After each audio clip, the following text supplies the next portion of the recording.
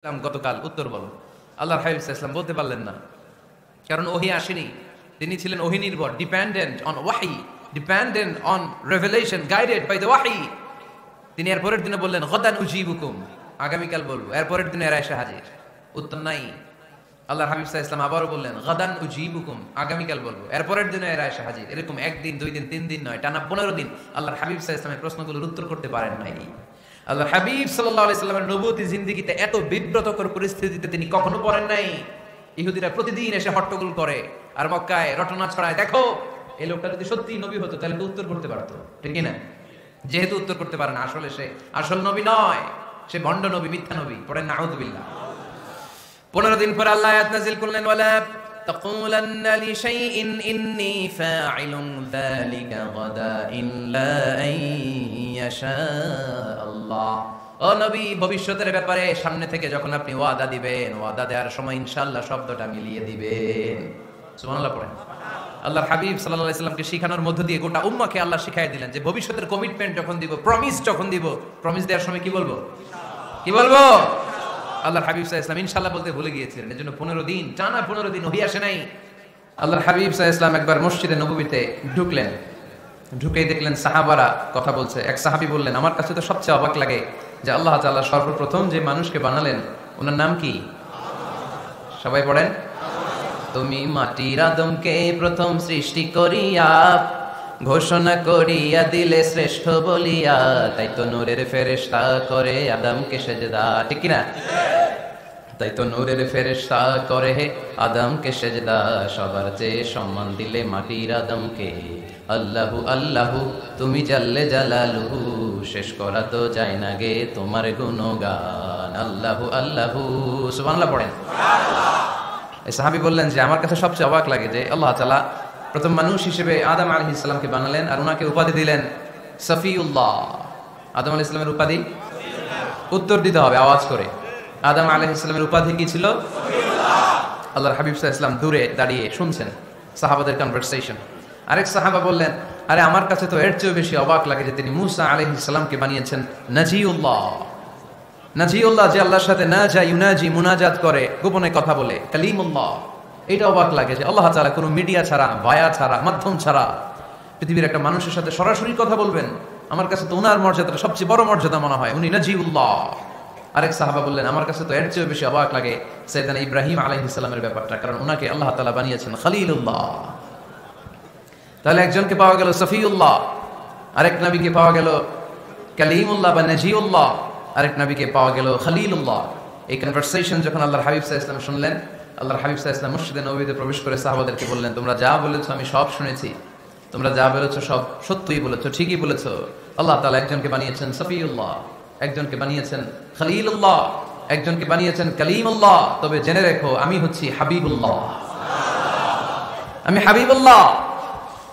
The higher status, the highest peak of the status, সবচেয়ে উঁচু status হচ্ছে আমার। খলিলুল্লাহ মানে আল্লাহর বন্ধু, হাবিবুল্লাহ মানে হচ্ছে আল্লাহর বন্ধু। কিন্তু খলিলুল্লাহ এমন বন্ধু যে বন্ধু আল্লাহকে খুশি করার জন্য কাজ করে, আর হাবিবুল্লাহ হচ্ছে আল্লাহর এমন বন্ধু যে বন্ধুকে খুশি রাখার জন্য আল্লাহ নিজেই কাজ করে। আল্লাহর হাবিব সাল্লাল্লাহু আলাইহি ওয়াসাল্লাম ছিলেন হাবিবুল্লাহ। চিল্লায় বলেন, তিনি কি ছিলেন? হাবিবুল্লাহ। এত মর্যাদা, এত সম্মান, এত স্ট্যাটাস গোটা বিশ্বের দ্বিতীয় কারো আছে? আল্লাহর হাবিব সাল্লাল্লাহু আলাইহি ওয়াসাল্লামের নুরানি চেহারার মতো চেহারা পৃথিবীর অন্য কারো আছে? কোন দিক দিয়ে আল্লাহর হাবিবের সাথে কোন মানুষের কোন ধরনের কম্পারিজন, তুলনা চলতে পারে না। Whether it's the fitness, whether it's the skin colour, whether it's the sound, whether it's the status, he is out of any kind of comparison. তিনি সব ধরনের তুলনার ঊর্ধ্বে। As a father, as a teacher, as a commander, as a lawgiver, as a lawmaker, as a reformer of the society, Muhammad is the superman of the world. সুবহানাল্লাহ পড়তে পারলেন না? স্বামী হিসেবে, বাবা হিসেবে, নেতা হিসেবে, সমাজ সংস্কারক হিসেবে, নবী হিসেবে আল্লাহ রাসূল সাল্লাল্লাহু আলাইহি ওয়াসাল্লাম হচ্ছেন এই পৃথিবীর একজন সুপারম্যান। আল্লাহু আকবার। যার উপর একবার দুরূদ পড়লে 10টি রহমত নাজিল করে কে? 10টি গুনাহ মাফ করে কে? যিনি দুরূদ পড়লো তার স্ট্যাটাসকে 10 গুণ বাড়িয়ে দেয় কে? ওই হাবিব সাল্লাল্লাহু আলাইহি ওয়াসাল্লামের উম্মত হতে পেরে আমরা খুশি না বেজা? আমরা আল্লাহর রাসূল সাল্লাল্লাহু আলাইহি ওয়াসাল্লামকে আজকে জানার চেষ্টা করব কোরআনের আলোকে, ইনশাআল্লাহ। পড়েন। আল্লাহর হাবিব সাল্লাল্লাহু আলাইহি ওয়াসাল্লাম এতটাই মর্যাদার অধিকারী, ওনার স্ট্যাটাস এত হাই, উনি যদি ওনার মুখ দিয়ে কখনো বলেছেন ইয়েস, ওটা শরীয়তেও ইয়েস। উনি যদি মুখ ফসকে কখনো বলেছেন নো, মানে না, এটা শরীয়তেও না। তার মানে উনি হ্যাঁ বললে এটা হালাল হয়ে যায়, উনি না বললে এটা হারাম হয়ে যায়। উনি আঙ্গুল তুললে চাঁদ ভেঙে 2 ভাগ হয়ে যায়। উনি জমিন থেকে পা উপরে উঠালে আল্লাহর আরশের দিকে মেরাজে চলে যায়। উনি এমন নবী, উনারে বাদ দিলে ইসলাম থাকে না, থাকে? উনি এমন রাসূল, উনারে বাদ দিলে কোরআন বোঝা যায় না, কারণ কোরআন ওনার উপর নাজিল করেছে কে? আল্লাহ। উনি এমন হাবিব যাকে বাদ দিলে হাদিস বোঝা যায় না, কারণ এই হাদিস হচ্ছে এই প্রিয় নবীর মুখনিসৃত বাণী, ঠিক কি না? উনি এমন রাসূল যাকে বাদ দিলে সালাত বোঝা যায় না, কারণ সালাত কেমন করে পড়তে হয়, আদায় করতে হয়, বিশ্বনবী হাতে কলমে শিক্ষা দিয়েছেন, ঠিক কি না? এক সাহাবী সালাত পড়ছিলেন, সালাত পড়ে আল্লাহর হাবিব সাল্লাল্লাহু আলাইহি ওয়াসাল্লামের কাছে আসলেন। আল্লাহ রাসূল বললেন, সাল্লি ফা ইন্নাকা লাম তুসাল্লি, রিপিট ইউর সালাত because you didn't offer your সালাত ইন দ্য কারেক্ট ওয়ে। আবার নামাজ পড়া হয়নি। সাহাবী যে আবার পড়লেন, আবার আসলেন, আল্লাহর হাবিব বললেন আবার পড়া হয় নাই। সাহাবী পড়ে আসলেন, আল্লাহর হাবিব বললেন সাল্লি ফা ইন্নাকা লাম তুসাল্লি, আবার নামাজ পড়া হয় নাই। এবার সাহাবী এসে কেঁদে দিলেন, এসে বললেন ইয়া রাসূলুল্লাহ, এর চেয়ে ভালো তো আমি পড়তে পারি না। আল্লাহর হাবিব জড়িয়ে ধরলেন আর বললেন আসো শিখিয়ে দেই কেমন করে সালাত পড়বে।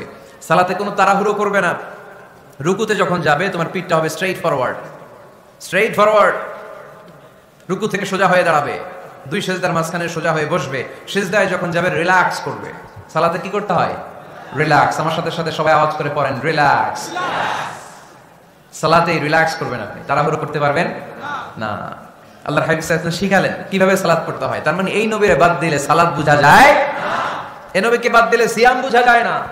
সিয়াম কেমন করে পালন করতে হয় এই নবী শিখিয়েছেন। এই নবীকে বাদ দিলে হজ বোঝা যায় না, কারণ এই হাবিব বলেছেন খুযু আন্নী মানাসিকাকুম, কেমন করে হজ করতে হয় আমার কাছ থেকে শিখে নাও। এই নবী এমন নবী, এই নবীরে বাদ দিলে জান্নাতে যাওয়া যায় না, ঠিক কি না? এজন্য এই হাবিবের বাদ দেয়া যাবে? আল্লাহর হাবিবের চাইতে শ্রেষ্ঠ কাউরে পাওয়া যাবে? আমার নবীর চাইতে বিশ্বস্ত কেউ আছে? সে কোন বন্ধু বলো বেশি বিশ্বস্ত, সে কোন বন্ধু বলো বড় বিশ্বস্ত, কার কাছে মন খুলে দেয়া যায়, কার কাছে প্রাণ খুলে দেয়া যায়,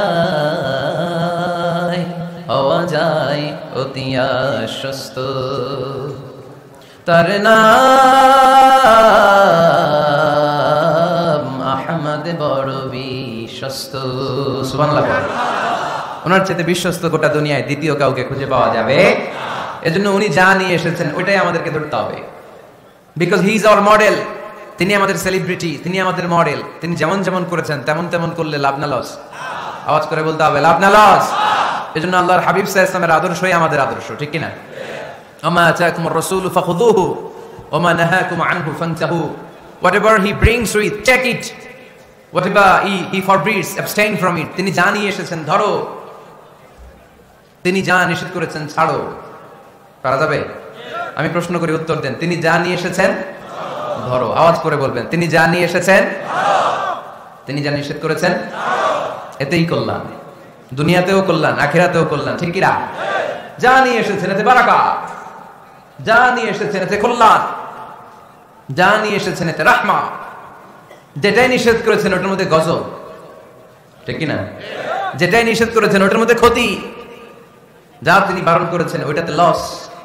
আমরা লসের খাতায় নাম তুলতে চাই না। এজন্য আল্লাহর হাবিব সাল্লাল্লাহু আলাইহি ওয়াসাল্লাম যা নিয়ে এসেছেন আমরা সেটাই ধরবো, যা থেকে তিনি বারণ করেছেন ওটা ছাড়বো। আমাদের মডেল হচ্ছে নবীরা, ঠিক কি না? নায়ক নায়িকা, গায়ক গায়িকা, ক্রিকেটার, বিজনেস ম্যাগনেট এরা আমাদের মডেল নয়। আমাদের মডেল হচ্ছে বিশ্বনবী মুহাম্মদ সাল্লাল্লাহু আলাইহি ওয়াসাল্লাম।